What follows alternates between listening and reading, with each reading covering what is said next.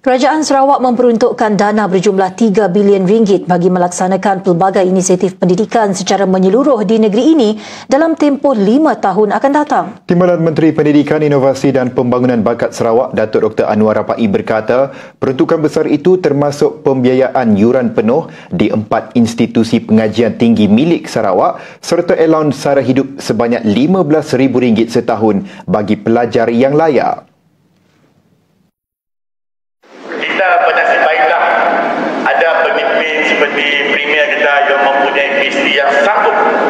Kami orang berbincang, kita tu dapat mesti beri duit banyak tu. Tapi Premier ada, jangan susah hati, kita laksanakan, duit kita mesti kerja kuat untuk cari duitnya. Supaya pastikan anak-anak kita dapat pendidikan yang terbaik. Beliau berkata demikian ketika berucap pada Majlis Raikan Lebaran bersama Kementerian Pendidikan, Inovasi dan Pembangunan Bakat Sarawak di Dewan Masyarakat Daro pada Ahad.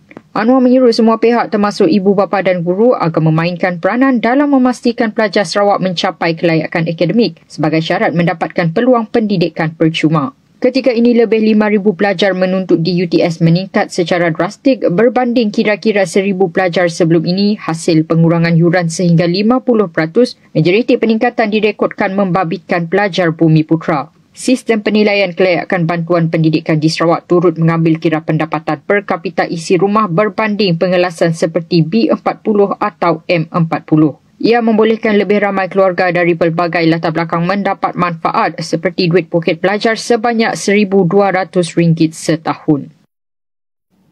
Dalam perkembangan sama, Anwar mendedahkan Sarawak hanya mengalami kekurangan 1 guru bagi setiap sekolah hasil inisiatif khas Kerajaan Sarawak dan Persekutuan menerusi pengambilan guru secara khas untuk negeri ini. Jumlah kekurangan guru yang sebelum ini katanya mencecah antara 2,000 hingga 3,000 orang dan kini telah dikurangkan secara signifikan.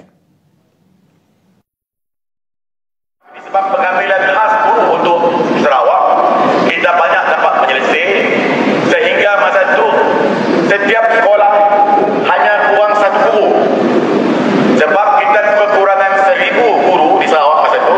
Sekolah di Sarawak ada 1,000 lebih. Jadi maksudnya setiap sekolah ada tiada lagi kekurangan.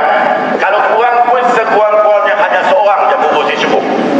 Kita akan laksanakan lagi programnya untuk memastikan setiap guru ada ditempatkan di sekolah-sekolah di negeri Sarawak. Selain kekurangan guru, Dr. Anwar turut memaklumkan bahawa isu pelantikan guru besar dan pengetua yang tertangguh juga sedang ditangani dengan serius.